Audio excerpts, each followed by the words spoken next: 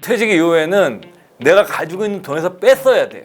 그래서 자산운용 중심이 자산 증식도 증식이지만 현금 흐름 관리가 중요해지고 현금 흐름이 끊기는 게 죽기 전에 현금 흐름이 끊기는 게 은퇴 파산 리스크예요. 그래서 재무 설계의 본질이 퇴직 이후에는 첫째도 현금 흐름, 둘째도 현금 흐름, 셋째도 현금 흐름 해야 되고 죽을 때까지 돈이 안 떨어지게 하는 거예요. 일반적인 경우에는 이제 죽을 때까지 주는 상품은 존재하지 않습니다. 내가 만들어야 되는 거예요. 그걸 내가 만드는 뭐를 만들 거냐라는 거죠. 그게 바로 여러분 연금이라는 겁니다. 내가 불입할 수 있는 돈이 50만 원밖에 안 돼. 왜 매월? 그럼 600만 원이잖아. 11을 곱하니까. 그럼 어떤 거에 넣는다? 연금 저축 계좌에 넣는다. 먼저. 그래서 다 넣었어. 그래서 내가 이제 돈이 더 생겼어. 매월 25만 원씩 넣을 수 있어. 그 다음에 어디로 간다? 개인형 IRP로 간다. 딱 정리되시죠?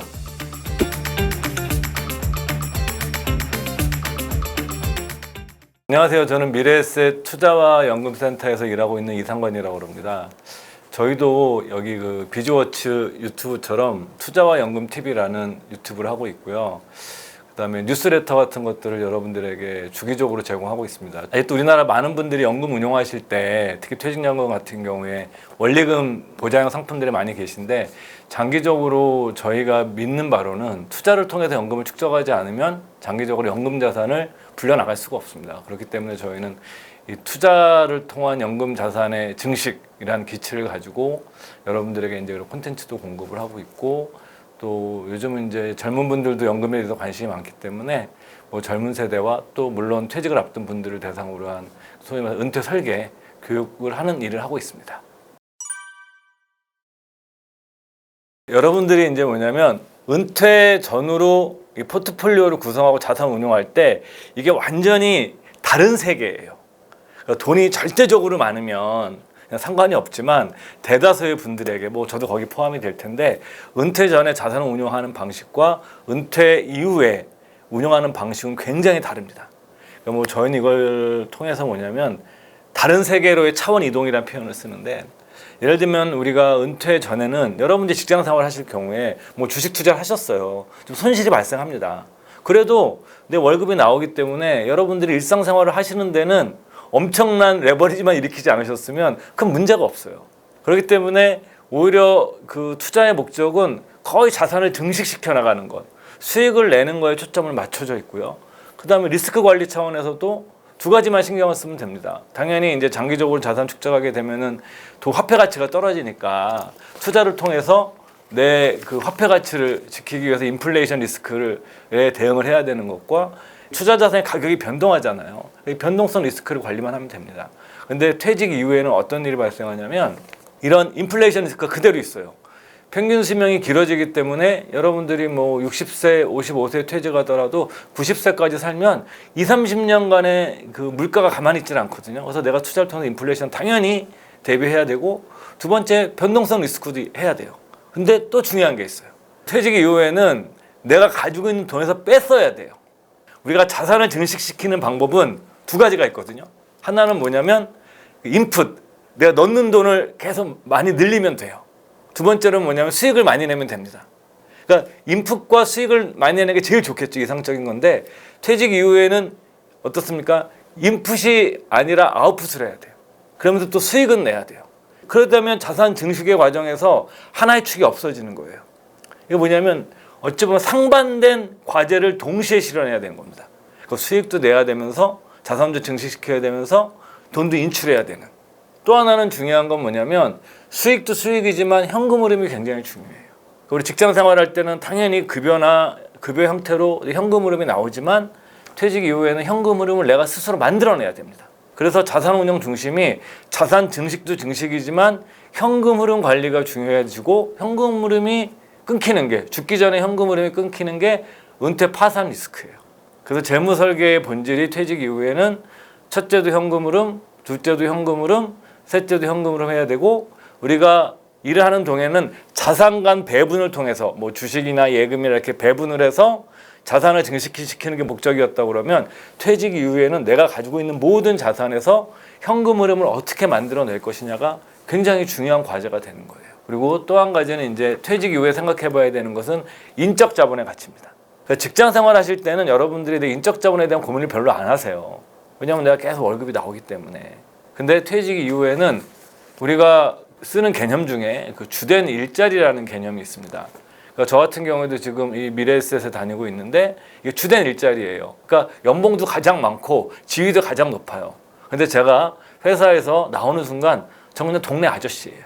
그러면 내 인적 자본의 가치가 많은 분들이 한 30년, 내가 40년, 20년 직장 생활하면 그분의 전문가라고 생각하지만 여러분들 세상에 그런 전문가가 너무 많기 때문에 다 전문가가 아니라 약간 좀 기분 나쁘게 들릴 수 있지만 그냥 동네 아저씨가 되는 겁니다. 그러니까 내 인적 자본의 가치가 절반 이상 떨어져요.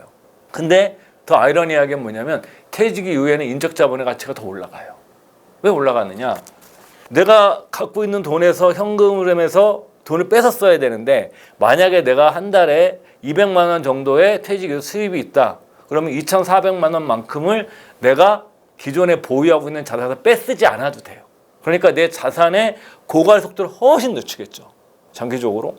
그리고 그동안 또 이 자산을 또 운용할 수 있잖아요. 그러니까 자산의 소모도 덜 시키고 자산도 운용할 수 있기 때문에 인적 자본의 가치가 퇴직 이후에는 더 많이 올라갑니다. 그래서 여러분들께서 좀 퇴직 이후에는 인적 자본을 포함해서 여러 가지 자산을 활용해서 현금 흐름을 포트폴리오로 짠다. 이런 개념을 갖고 접근하시는 것이 좋을 것 같습니다. 시퀀스 리스크라는 게 되게 말이 어려워 보이지만 그냥 수익률 순서 리스크예요. 뭐 갑돌이가 있고 을돌이가 있는데 갑과 을이 있습니다. 근데 갑돌이랑 을돌이는 둘이 계산해 보게 되면 1년 차에는 갑돌이는 플러스 10으로 시작하고 퇴직 이후에 을돌이는 마이너스 10으로 시작을 해요. 근데 10년 동안 뭐 플러스 마이너스 계속 냈는데 10년 동안 갑돌이와 을돌이의 평균은 똑같아요. 평균 내보면 수익률은. 이런 경우에는 만약에 직장 생활하는 경우에는 시퀀스 리스크는 문제가 되지 않아요. 왜 10년 동안 월급 받고 생활하면 되니까. 근데 이건 뭐냐면 퇴직 이후에는 돈을 뺐어야 되잖아요. 그러니까 뭐냐면 갑돌이처럼 플러스로 시작하는 사람과 을돌이처럼 마이너스로 시작하게 되면 초기에 이 현금 흐름의 격차가 엄청나게 벌어집니다. 생각보다 많이.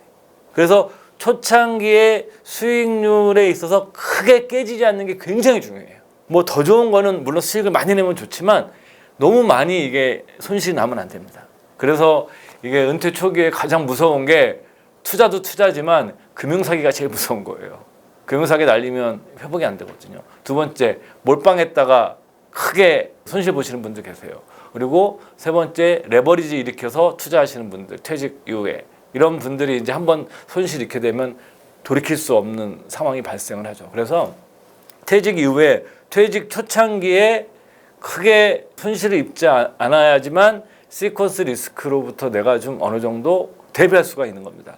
그리고 두 번째로는 이런 그 수익률 순서 리스크에 대한 연구들이 많이 있어요. 논문에 우리 결론들을 다 보게 되면 다 한결같이 나옵니다. 퇴직 후에 10년의 자산 운용이 제일 중요하다. 그리고 그것이 향후에 노후 생활 전반의 삶에 영향을 미친다. 이거 뭐냐면은 퇴직 후에 10년이라는 게 정기 고령기를 얘기하는 거예요. 우리가 정기 고령기가 노인의 정의가 65세인데 65세부터 75세까지 정기 고령기라고 그러거든요. 뭐 60세 우리가 퇴직을 한다. 뭐 해도 이 시기가 이제 거의 정기 고령기에 걸쳐 있는 거죠. 그리고 75세 이후로 우리 후기 고령기라고 그럽니다. 그러니까 이 정기 고령기에 어떻게 준비하느냐가 굉장히 중요합니다. 세 번째로는 이 돈에 관한 문제뿐만이 아니라 이 적응의 차원이에요. 많은 분들이 퇴직 전과 퇴직 후를 연속선상에서 사고합니다. 뭐 인간관계라든가 자산운용이나. 그렇지만 퇴직 전과 퇴직 이후는 완전히 다른 차원으로의 이동이에요. 그렇기 때문에 심리적인 변화도 굉장히 많이 미치게 됩니다. 예를 들어서 뭐 퇴직자들 대상으로 해서 그 상담을 많이 하시는 정신과 의사분들의 책을 좀 읽어보게 되면 굉장히 생각보다 심한 표현들이 나옵니다. 예를 들어서 뭐냐면 퇴직 이후에 내 인생이 무너지는 듯한 느낌을 받았다라든지, 그리고 도대체 내가 무엇을 하고 살았고 무엇을 해야 될지 도저히 인생을 막막해서 내가 계획을 세울 수가 없다든지, 이런 좌절감 같은 것들이든가 우울증 같은 것들도 좀 많이 있기 때문에 이 시기에 심리적인 차원뿐만이 아니라 뭐 가족 간의 관계라든가, 이 관계가 또 굉장히 중요한 게 특히 여성분들보다 남성분들의 어려움이 더 크다라는 게 이제 그 보편적인 현재 경험이에요. 뭐 일본의 사례도 그렇고 우리나라도 사례도 주로 그런데, 왜 그러냐면은 남자들은 인간관계를 맺어 나가는 방식 자체가 굉장히 수직적입니다. 그러니까 제가 이제 우스갯소리로 하는 얘기가, 생판 모르는 남자분들 20명 모아가지고 어떤 골방에다 딱 집어넣으시고 이분들을 모셔놓고 소주 한 박스랑 막걸리 한 박스랑 뭐 안주 딱 넣으면은 한 2시간 후에 이분들을 딱 꺼내는 게 나오게 하면은요 어떤 일이 생기냐면 큰형님부터 막내까지 딱 줄 서서 나옵니다. 남자들은. 근데 여자들은 인간관계 이렇게 맺지 않거든요. 그러니까 남자들은 굉장히 수직적인 관계에 익숙한 사람들이고 특히 직장이라는 곳이 그런 곳의 인간관계예요. 근데 이것이 퇴직과 동시에 한 번에 사라집니다. 완전히. 그리고 남자들은 퇴직을 하게 되면 그 가족 관계에 있어서 이제 내가 가정으로 돌아간다고 생각하거든요. 컴백홈. 근데 여성들은 남편이 퇴직을 하면 이제 내 할 일은 모든 것이 끝났다. 나는 자유라고 해석을 합니다. 그 바라보는 방식도 다르고 그런 과정에서 뭐 심한 표현이긴 한데 어떤 분들이 쓴 글이에요. 가족 사이에서 자기가 투명 인간 같다라는 표현을 쓰신 분도 계세요.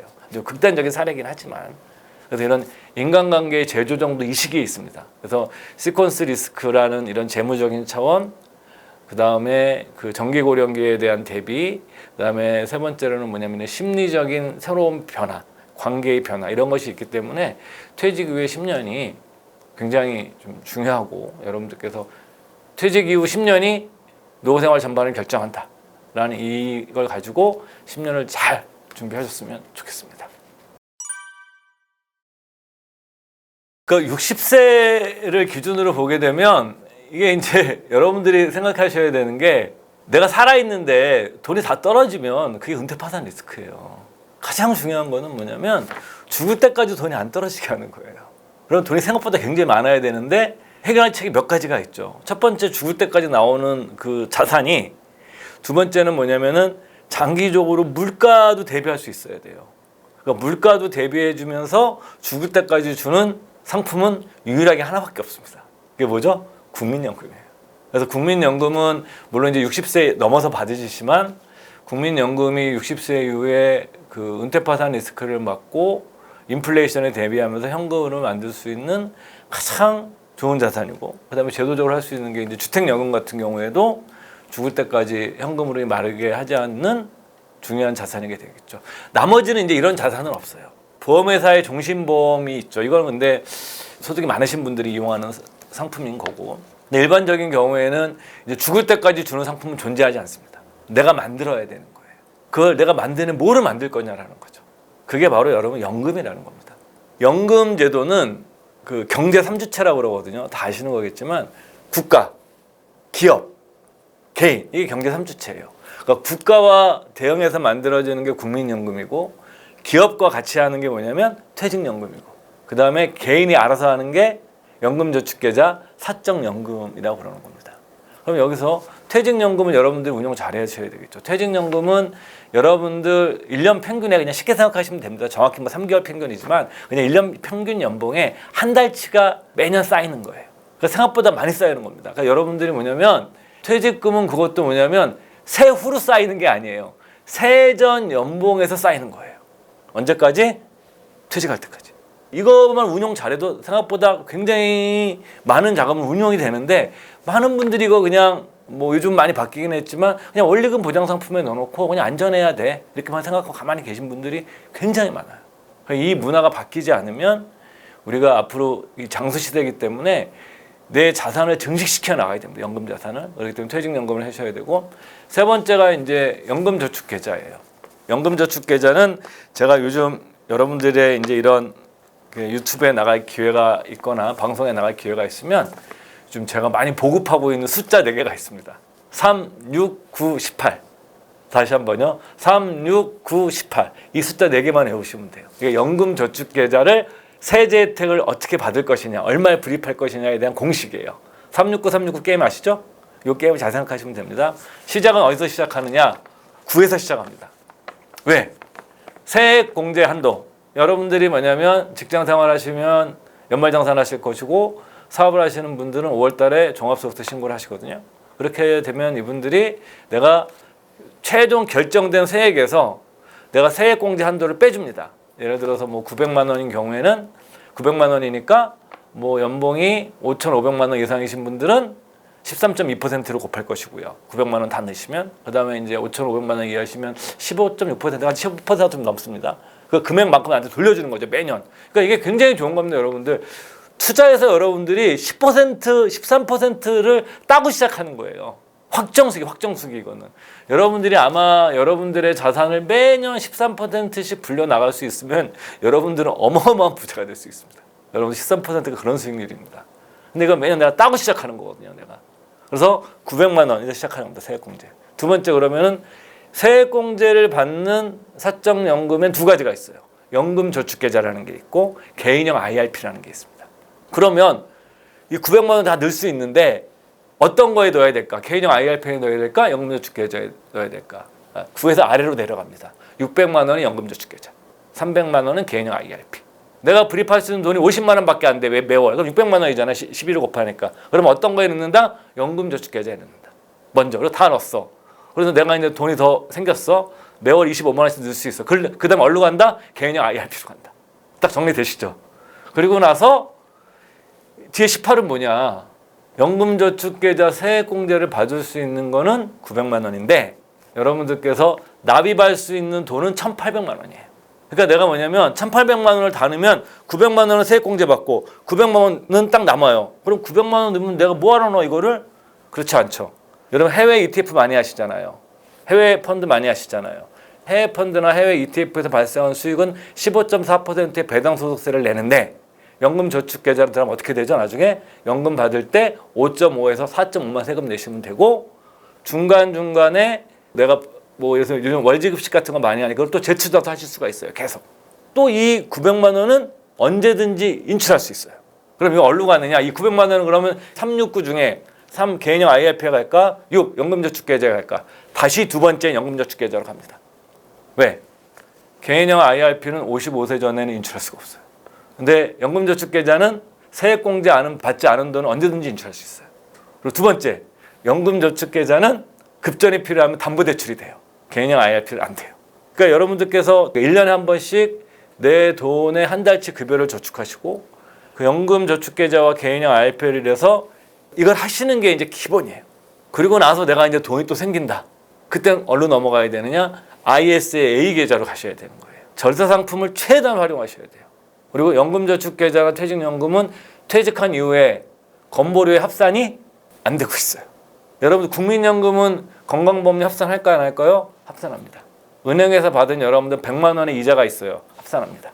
그렇지만 퇴직연금은 합산 안 하고 그리고 연금저축계좌도 논란은 있지만 현재까지는 하고 있지 않아요. 그리고 저는 하지 않는 게 글로벌 스탠다드에 맞다고 생각합니다. 왜 그러냐? 국민연금이랑 연금저축계좌는 달라요. 국민연금은 세전 소득에서 내가 내는 겁니다. 근데 연금저축계좌는 뭐죠? 내가 세금을 다 지불하고 근로소득세를 내고 사업소득세를 다 낸 다음에 거기서 남은 돈을 가지고 내가 가입하는 건데 여기서 만약에 또 이거를 세금을 내면 이중과세가 되는 겁니다. 그래서 이렇게 이중과세 하는 나라는 없습니다. 여러분들께서 이것을 기본으로 하고 그 다음에 이제 ISA 계좌로 넘어오게 되면 ISA 계좌는 현재는 매년 2천만 원씩 불입할 수 있습니다.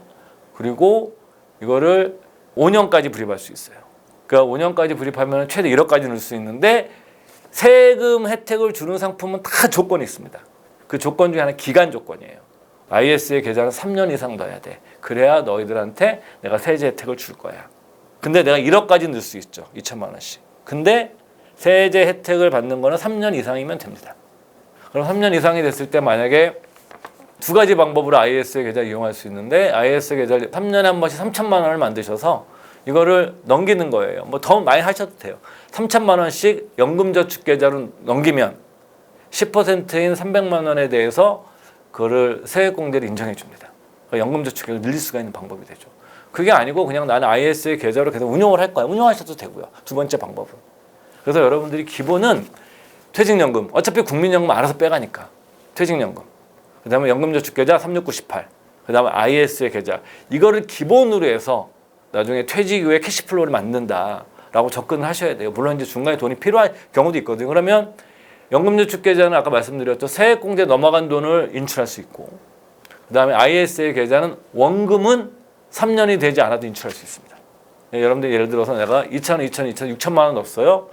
근데 내가 갑자기 1,000만 원이 필요해. 그럼 ISA 계좌에서 해지하지 않아도 내가 낸 원금은 인출이 가능하기 때문에 유동성 문제도 상대적으로 좀 자유로운 편입니다. 그래서 여러분들께서 이거를 기본으로 하고 그다음에 나중에 이제 뭐 가지고 있는 돈 가지고 이걸 우리는 뭐라고 표현하냐면 자가연금입니다. 자가연금. 셀프 연금이라는 표현을 쓰는데 내가 가지고 있는 자산을 가지고 현금 흐름을 만들어내는 거예요.